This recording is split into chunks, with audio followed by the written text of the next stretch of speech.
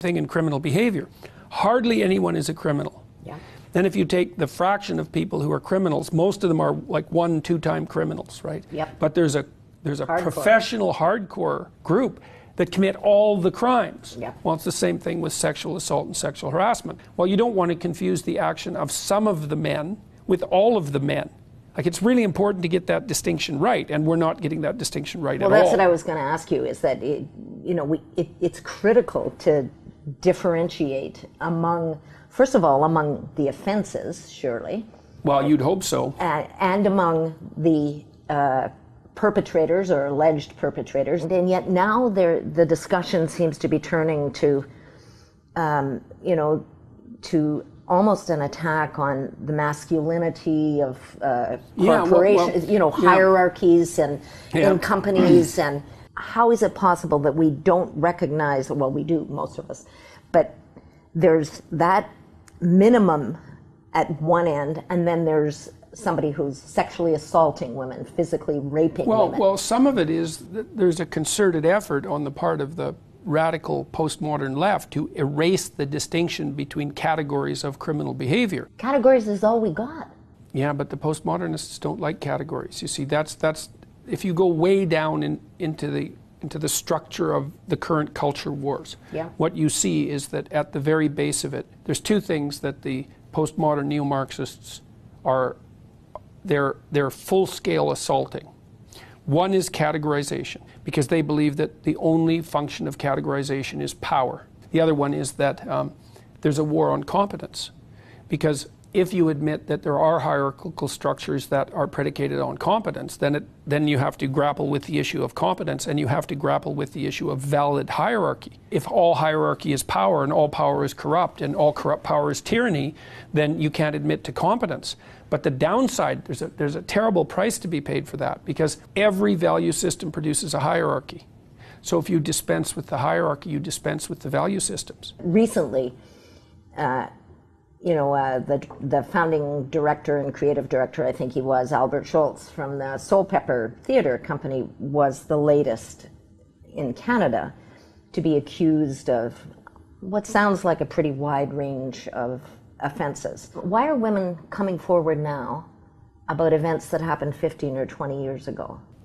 Okay, well, let's address that two ways. I mean, the first, there's been an adolescent insistence since the early 60s that sexual behavior can be rule-free. Now, a lot of that was generated as a consequence of the birth control pill, right? Because it was like, that's a biological revolution. All right, all of a sudden women can control their reproductive function in principle. Question one, what does that make women?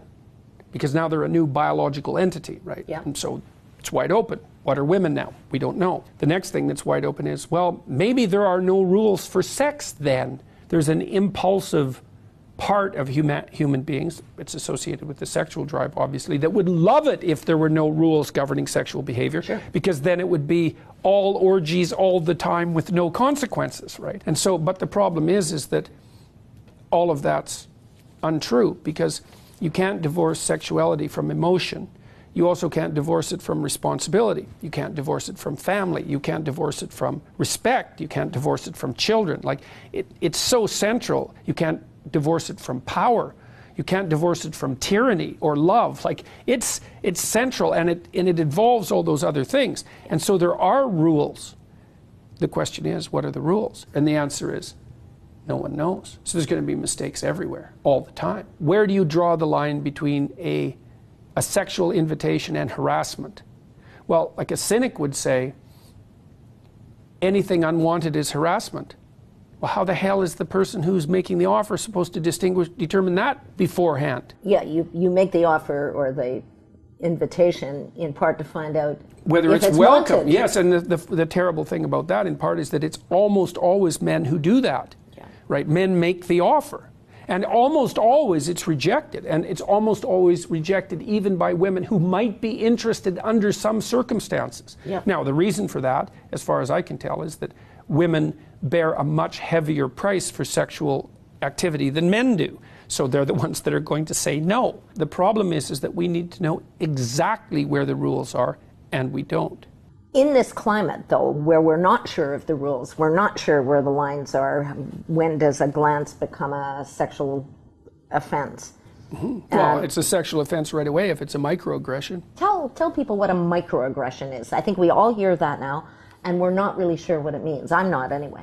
A microaggression is any act, no matter how subtle, that makes the recipient uncomfortable regardless of the intent of the perpetrator. Good grief. Right. Good grief. Yeah, because we're getting away from intent, eh? Yep. It's all consequence. It's all how it's received. Yes. And and that's being written into the law very rapidly, by the way. So we're moving from a legal system where intent matters to a legal system where consequences matter, which is really the eradication of the legal system. But it doesn't matter because the postmodern radicals who increasingly occupy the law schools believe that Western law is a patriarchal and oppressive tradition, and that undermining it and destroying it by doing things like removing due process and insisting on preponderance of evidence and going for consequence rather than intent, that's fine, because all they're doing is tearing down a terrible tyrannical patriarchal structure. Having never had the fortune to spend any time in an Iranian prison, for example, they're not very good at distinguishing between what constitutes a tyranny and what constitutes a free society.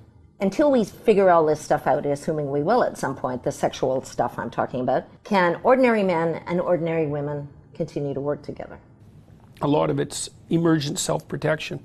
You know, men say, don't ever have a meeting with a woman when the door's closed. Yeah. In fact, I've been told that at the university. Yeah. Never have a meeting with a student with the door closed. It's like, I ignore that because there's no damn way I'm doing that. But that's common practice.